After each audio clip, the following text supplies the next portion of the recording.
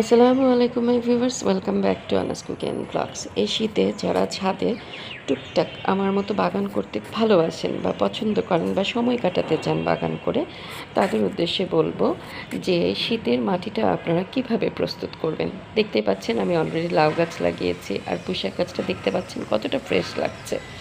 টমেটোর গাছে অলরেডি ফুল চলে এসছে এবং গুটি গুটি ছোট্ট টমেটো উকি দিচ্ছে। তো গাছগুলো প্রচণ্ড সুন্দর হচ্ছে মাশাআল্লাহ।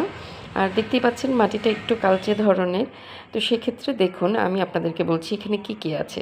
এখানে আছে মাটি, বেলে দোআঁশ মাটি অনেক সময় পাওয়া যায় না, এঁটেল মাটিটাকে ভালোভাবে শুকিয়ে ঝুরঝুরা করে নেবেন। তারপর আছে জৈব সার, তারপর আছে কোকোপিট, বেশ অনেকটা কোকোপিট, বালি আছে, নিম খোল আছে, সরিষা খোল আছে, থিওভিট আছে, এই যে দেখেন দিয়ে দিচ্ছে পটাশ, ড্যাপ আছে।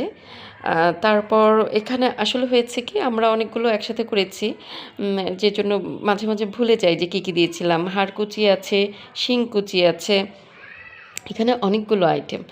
তারপর গোবর আছে, হ্যাঁ, তারপর ভার্মি কম্পোস্ট আছে। এই সমস্ত কিছু দিয়ে মেইন যেটা সেটা হচ্ছে মেনসার, অর্থাৎ মাটিতে যেন ছত্রাকের আক্রমণ না করে সেজন্য দেওয়া হয়েছে। এটা তো গেল মাটির প্রস্তুতি। আর গাছের তো ক্যালসিয়ামের প্রয়োজন হয়। দেখতেই পাচ্ছেন কি পরিমাণ ডিমের খোসা। আপনারা নিশ্চয়ই অবাক হবেন যে এই ডিমের খোসাগুলো আমি কত দিনে কালেক্ট করেছি। আসলে শখ বলে কথা। এই ডিমের খোসাগুলো আমি একটু একটু করে কালেক্ট করেছি এবং একসাথে অনেকগুলো এটা জমিয়েছি।